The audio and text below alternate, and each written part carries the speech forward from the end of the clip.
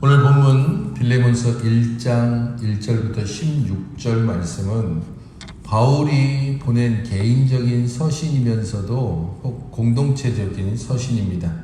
골로새 교회의 지도자였던 빌레몬에게 편지를 보냈는데 빌레몬에게서 도망쳤던 종 오네시모에게 그 오네시모를 바울이 갇혀있던 감옥에서 만나고 그 감옥에서 오네시모가 변화되었고 그 변화된 오네시모를 바울이 복음의 일꾼으로 삼음에 있어서 빌레몬의 허락을 받기 위해서 보낸 그러한 편지입니다. 바울이 보낸 사적인 편지이지만 1절과 2절을 보면 빌레몬과 자매 아비아와 우리와 함께 병사된 아키뽀와 네 집에 있는 교회에 편지하노니라고 함으로써 단순히 개인적인 서신일 뿐만 아니라 골로새 교회 전체에 보내는 형식을 취하고 있습니다. 이것은 교회가 그리스도 안에서 하나가 되었다는 사실을 보여주는 증거이기도 합니다.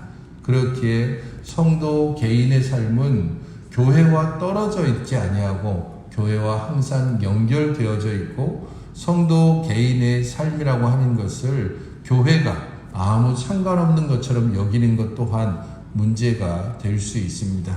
교회는 그리스도 안에서 모든 성도들이 한 몸이고 한 지체이기 때문입니다. 그래서 빌레몬 개인에게 보내는 편지일 뿐 아니라 전체 성도들에게 바로 이러한 사랑으로 오네시모를 대할 것을 부탁한다고 생각하면 되겠습니다. 먼저 바울은 빌레몬에게 개인적으로 감사를 하고 있는데 5절을 보면 주 예수와 모든 성도에 대한 사랑과 믿음이라고 이야기를 하고 있습니다. 이것은 일반적인 바울의 서신에서 자주 나타내는 대조 형식으로 보입니다. 왜냐하면 주 예수와 모든 성도 그리고 사랑과 믿음 이것을 대조로 놓으면서 내적으로 연결되고 외적으로 연결됩니다. 그러니까 모든 성도는 사랑과 연결되는 것이고 주 예수는 믿음과 연결됩니다. 이것을 잘 보여주는 게 골로새 교회에 보낸 편지인 골로새서 1장 4절에 보면 이는 그리스도 예수 안에 있는 너희의 믿음과 모든 성도에 대한 사랑을 들음이라 라고 말하고 있기 때문입니다. 물론 이 것들이 반드시 그렇게만 연결되는 것은 아니지만 기본적으로는 믿음은 그리스도와 연결되는 것이고 사랑은 성도와 연결되어집니다. 그래서 믿음이 그리스도와 연결되는 내적인 증거라면은 사랑은 우리가 내적인 증거를 어떻게 밖으로 표현하는지를 보여주는 외적인 증거가 됩니다. 나는 주님을 믿습니다 라고 한다면 당연히 나는 주 안에서 하나 된 모든 성도들을 사랑합니다 라고 하는 고백이 있어야 되고 그런 삶이 있어야 한다는 겁니다.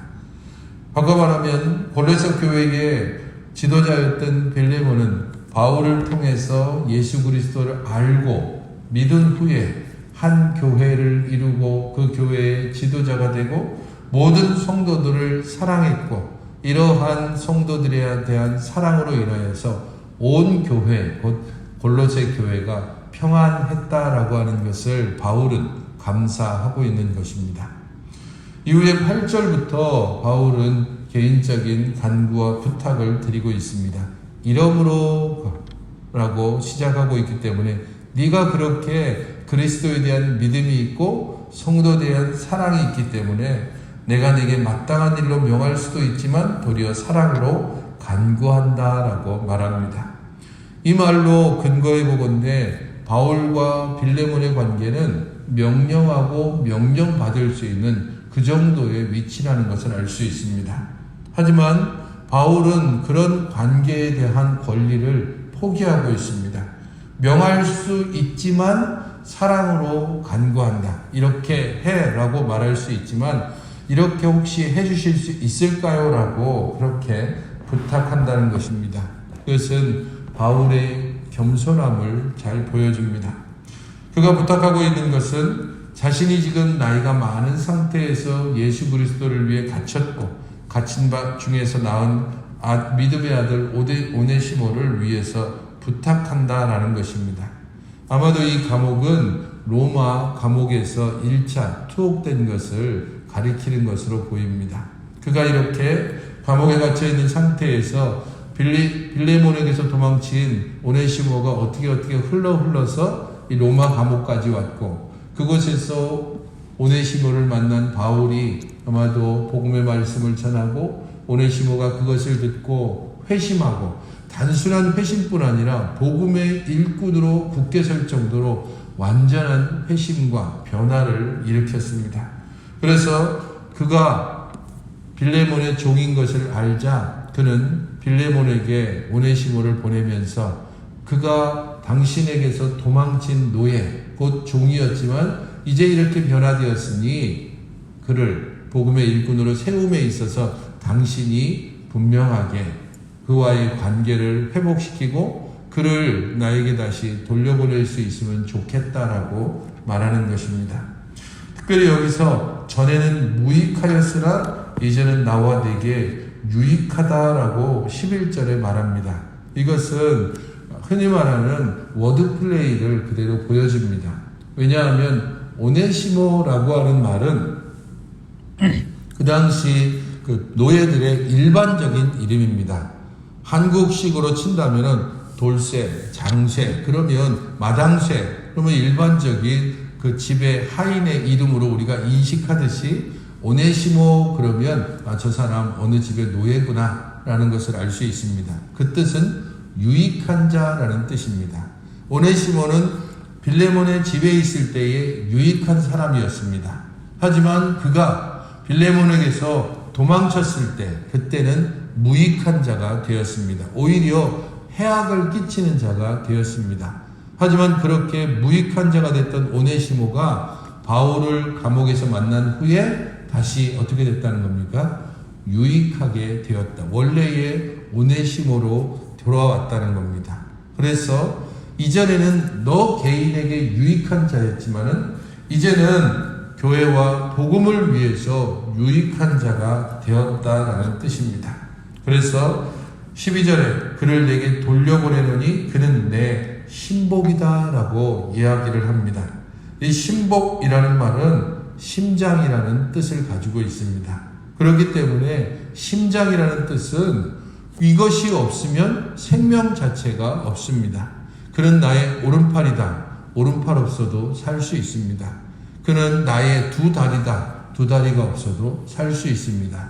하지만 그는 나의 심장이다 라고 말하면 완전히 다릅니다. 왜냐하면 심장이 없으면 더 이상 살 수 없기 때문에.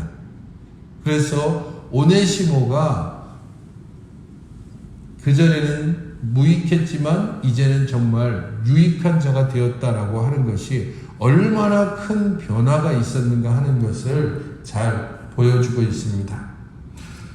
바울이 오네시모를 돌려보내는 이유는 13절부터 16절에 나타나고 있는데, 나에게 필요 없는 존재가 아니다.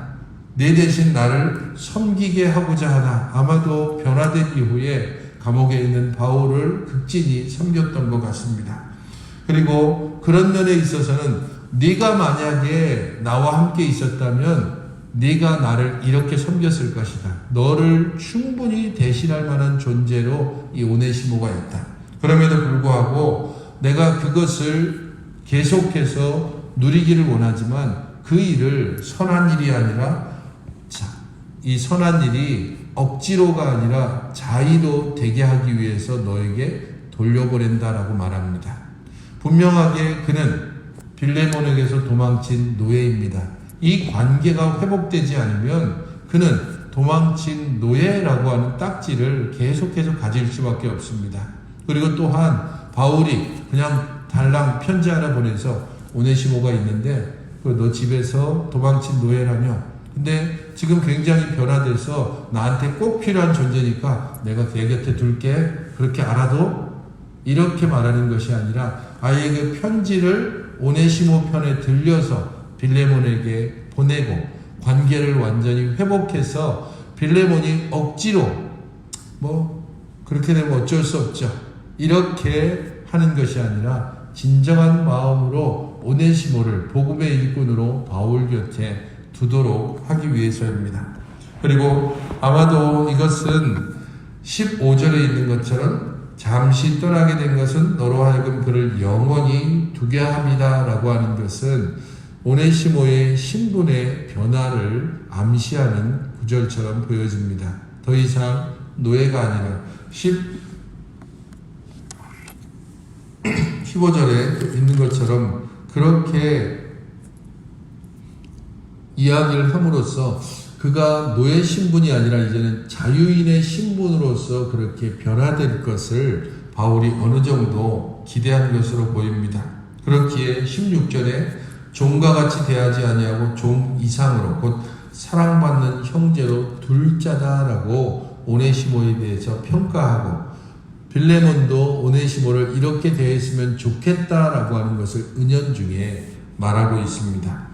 육신과 주 안에서 상관이 된 빌레몬에게 오네시모가 얼마나 귀중한 존재인지, 그래서 이전과는 다른 그러한 변화를 통해서 복음의 일꾼으로 세워줄 수 있도록 빌레몬에게 부탁하고 있는 것입니다. 이 모든 과정을 통해서 바울의 겸손함과 복음을 위하여서 일하는 데 있어 그저 내 열심이나 혹은 나의 생각들 그것을 앞세우지 아니하고 상대방의 그런 자발적이고 자의적인 동참을 요구하고 그 일들을 위하여서 겸손함으로 빌레몬에게 구하는 바울을 통해 봤을 때 교회 안에서 때때로 이런저런 갈등이나 혹은 당연한 요청들 그런 것들이 때때로 갈등을 빚는 일들에 있어서 어쩌면 그저 내 생각이나 혹은 정당성만을 가지고 이야기해서 그로 말미암아 상대방의 입장이나 상대방의 상황을 헤아리지 못한 일은 없었는지를 돌아봐야 할 것입니다. 나에게 유익하지만 내가 명령할 수 있지만 그러나 네가 자의적으로 그리고 내가 진심으로 이 일에 동참할 때까지 내가 기다리겠다라고 하는 바울의 이 모습을 통하여 교회 안에 이런저런 갈등의 문제들 그리고 그 일들이 억지로가 아니라 자의적으로 이루어지는 것을 충분히 기대할 수 있습니다. 바로 이런 모습을 통하여 교회가 바르고 온전하게 서가는 것을 우리는 배우고 바울의 빌레몬을 향한 이 편지에서 다른 이들에게 우리가 어떻게 요청하고 부탁하고 우리의 열정과 우리의 목적을 어떤 식으로 다른 이들에게 전달하여야 할지를 배워야 할 것입니다. 기도하실 때에 그리스도와 복음을 위해서 유익한 종으로 살게 해달라고 기도하시고 그리스도에 대한 믿음과 성도에 대한 사랑으로 굳건히 서서 우리 주께 변함없이 순종하는 삶을 살아가게 해달라고 또한 기도하시기 바랍니다.